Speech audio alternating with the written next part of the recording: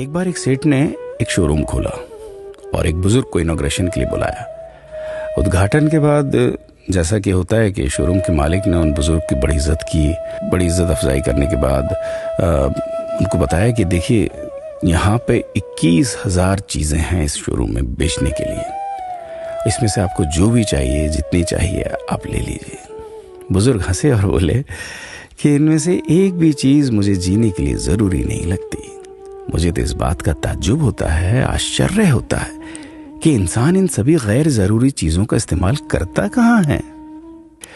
अब देखिए, air freshener के बिना किसकी सांस रुक गई? फेस वॉश का इस्तेमाल नहीं किया तो कौन काला हो गया? होम थिएटर लाकर कितने लोग कलाकार बन गए? कंडीशनर से किसके बाल मुलायम और काले हुए हैं? अरे, जो डाइनिंग टेबल यूज करते हैं, क्या उनके घुटने नहीं दुखते?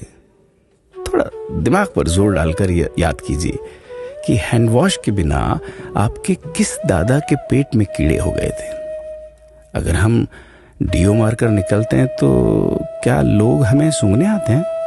एक्चुअल में तो हम सभी इस प्रकृति को चुनौती दे रहे हैं, वरना बुगला जो होता है वो शैम्पू से नहाता है क्या?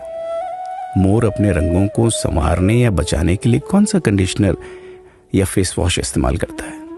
कभी किसी बिल्ली को मोतियाबिंद होता देखा है? किसी खरगोश के बाल कभी गिरते हुए या सफेद होते हुए देखे हैं? इनहेलर या बाम के बिना भी कुत्ते के सूंघने की क्षमता उतनी ही तेज है। मधुमक्खी का शुगर लेवल बिना दवाई के भी कंट्रोल में ही है। अलार्म के बिना भी मुर्गा रोज उठकर बांग देता है। दरअसल इंसान पैसा खर्च करके दुखी होने की चीजें खुद ही खरीदता रहता है।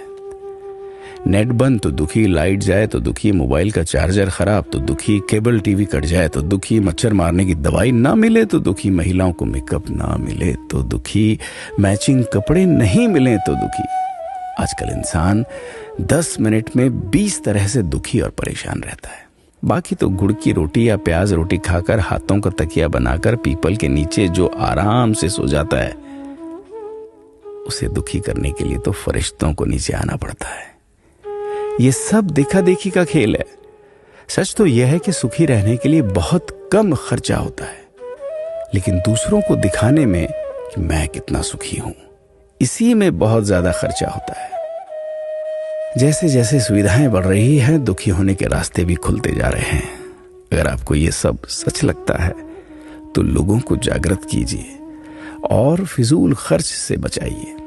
दोस्तों, खुद सुखी होने के लिए खर्च कीजिए, दूसरों को दिखाने के लिए नहीं। हाँ, लेकिन अपना ख्याल रखिएगा।